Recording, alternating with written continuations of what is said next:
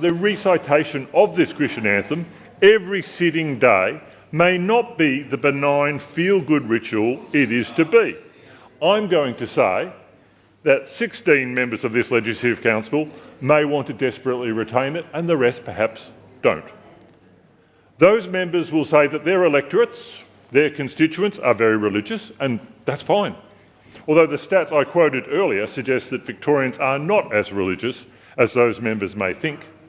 And if they do practice a religion, there's less than a 50% chance that it will be in the form of Christianity.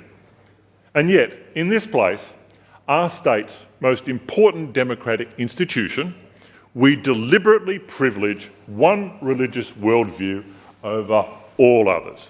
More than that, the daily Lord's Prayer is not simply a neutral thing. And to the many Victorians who are survivors of the descendants of survivors of care meted out to our First Nations people by Christian missionaries, or to those who survived abuse in Christian-run schools, children's homes or orphanage, I dare say the Lord's Prayer is a painful reminder of trauma and loss. I believe this daily recitation of the Lord's Prayer impinges on our democratic principles.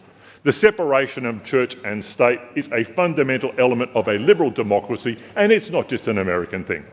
We see the havoc wrought on people's lives when a state is captured by religious dogma in the US, and it is imperative that we be ever vigilant in maintaining that separation. If members feel I'm being hyperbolic, look at what's happened in the US, where the rise of Christian nationalism has seen the rights of LGBTQI+ people, women and religious minorities persistently attacked by the Christian right.